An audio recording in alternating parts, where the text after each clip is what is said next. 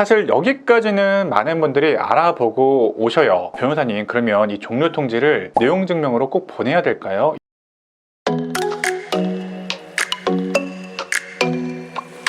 네, 안녕하세요. 실전 법률을 알려드리는 현변이고요. 자, 오늘은요, 그렇게 질문하시는 분들이 많아서 설명 좀 드리려고 해요. 전세 계약이 끝나가면은 제가 늘 말씀 좀 드렸던 게 전세 계약 만기 전 2달부터 6개월 사이에 꼭 종료 통지를 하셔야 된다. 종료 통지를 하지 않게 되면은 복잡한 법률 문제가 발생할 수 있기 때문에, 물론 나중에 그거를 회복시키는 방법이 있긴 하지만 전세 계약 종료 만기 2개월부터 6개월 사이 그 안에 꼭 종료 통지를 해두셔야 된다. 그러니까 예를 들어서 2024년 12월 31일 날 계약이 만기가 된다. 그러면 역산을 해서 6개월 전부터 6월 30일 또 7월 1일이겠죠. 그때부터 10월 사이에 꼭 종료 통지를 꼭 해두셔야 된다. 여러분들이 보증보험을 받으시거나 어떤 법적인 조치를 취하시려고 하더라도 이 종료 통지가 안 되어 있다면 이 종료 통지 자체가 요건이기 때문에 제때 법적인 조치를 취하기가 어려워질 수도 있습니다. 그래서 꼭 종료 통지를 해야 된다. 사실 여기까지는 많은 분들이 알아보고 오셔요. 근데 그러면서 꼭 이걸 한번 물어보시거든요. 변호사님, 그러면 이 종료 통지를 내용 증명으로 꼭 보내야 될까요? 이렇게 물어보신 분들이 꽤 있습니다. 내용 증명으로 하니까 뭔가 격식이 있고 법적인 꼭 필요한 절차일 것 같아 보이지만 사실 저는 내용 증명을 그렇게 선호하지는 않습니다. 특히 임대차 보증금 반환 청구와 같은 이런 류의 소송에서는 그다지 선호하지 않아요. 자, 왜냐면요, 우리가 법원에 이 보증금 반환 청구 소송을 할 때 우리가 계약한 사실, 보증금을 이체했다는 사실, 그리고 종료 만기가 된 사실까지 입증을 해야 되고, 또 거기다가 하나 더가 종료 통지를 한 사실, 이것까지를 저희가 입증 자료로 제출을 해야 소송이든 임차권 등기든 무난하게 잘 나오는데, 특히 이 종료 통지에 있어서 깜빡해서 통지를 안 하시는 경우, 그런 경우도 꽤 있고, 지금 말씀드리는 내용 증명의 경우에는 내용 증명이 도달하지 않았다라는 게 입증이 되어버리는 수단이에요. 무슨 소리냐, 이 내용 증명은 그냥 우편이거든요. 우체국 한부, 나 한부, 또 임대인 보낼용 한부, 이렇게 세 부를 찍어가지고 그 한부를 임대인한테 그냥 우편을 보내는 그 정도의 효력밖에 없는 거예요. 그러니까 만약에 이 임대인이 그 우편을 받지 않았으면 사실은 종료 통지가 제대로 되지 않은 거죠. 또 그것이 송달되지 않았다 또는 반송됐다라는 자료로서 입증이 돼버려요. 그럼 법원에서